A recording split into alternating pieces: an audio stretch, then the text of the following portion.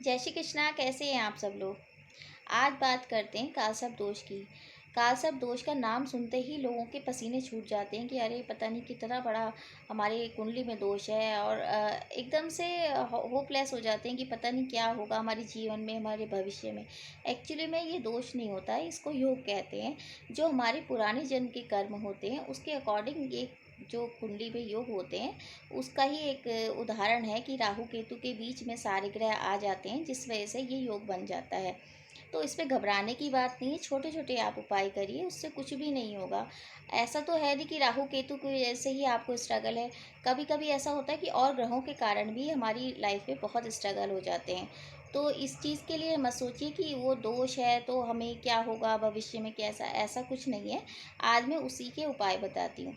ये 12 प्रकार के होते हैं और ऐसा नहीं है। देखिए सचिन तेंदुलकर के कुंडली में है, लता मंगेशकर जी की कुंडली में भी है। तो ऐसे लोग राइज भी बहुत करते हैं। अगर छोटे छोटे आप उपाय करेंगे तो आपको किसी भी तरीके से घबराने की ज़रूरत नहीं है। पहले तो यहाँ देखिए नासिक में है, उज्जैन में इसकी पूजा होती है। अगर आप विधिवत पूजा करा सकते हैं तो बहुत अच्छी बात है। नहीं तो फिर अगर जब भी आपको लगे कि हाँ जाना चाहिए, जब भी आपका मौका लगे तो आप जाकर करा लीजिए। अन्यथा आप रुद्राभिषेक करा सकते हैं। हर 6 महीने बाद रुद्राभिषेक कराइए।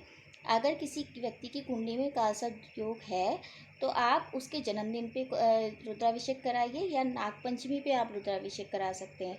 अन्यथा उज्जैन जाकर इसकी पूजा भी संपन्न करा सकते हैं। संपन्न कराने का मतलब ये होता है कि वहाँ पर शिव जी का इतनी अच्छी पॉजिटिविटी होती है, शिव जी के जहाँ शिवालय होते हैं वहाँ से इस जो योग है, जो कालसर्प का योग है, उसका एकदम से निवारण हो जाता है और हमें पॉजिटिविटी बहुत मिलती है, हमें एक तरह का मोटिवेशन मिलता है। इसलिए कहते हैं कि उज्जैन जाइए, नासिक जाइए, ताकि वहाँ मंत्रों से, सही उच्चारण से आपका ये योग की मतलब जो पूजा है वो अच्छे से हो जाए। आप चांदी का स्वास्तिक अपने मेन गेट पे लगा सकते हैं। पूरे घर में मोर पंख रख सकते हैं। गजेंद्र मोक्ष का आप पाठ कर सकते हैं। एक काम और भी कर सकते हैं। मंगलवार या शनिवार के दिन पीपल के 5 पत्ते जो नीचे गिरे हुए होते हैं, तोड़ना नहीं है, उसमें हल्दी से गीली कर लीजिए हल्दी, ओम नमः शिवाय इस तरह से लिखकर आप सैटरडे और या ट्यूसडे मतलब मंगलवार और शनिवार आपको वो स्वच्छ पानी में प्रभावित करना है, और ये बोलना है कि मुझे इस योग से इस जो मेरी कष्ट आ रहे हैं, जो स्ट्रगल आ रहे हैं मेरी लाइफ में, वो दूर हो ईश्वर। तो इससे भी आपको मुक्ति मिलेगी। इस तरह से आप एक ये भी कर सकते हैं।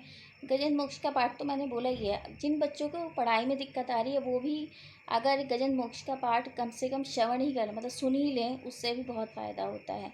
आप साथ साथ बजरंगबली के भी आप पाठ कर सकते हैं, सुंदरकांड कर सकते हैं। बाजरा आप सैटरडे के दिन कबूतर को खिला सकते हैं। चींटियों को आप भुना हुआ आटा दे सकते हैं हर सैटरडे।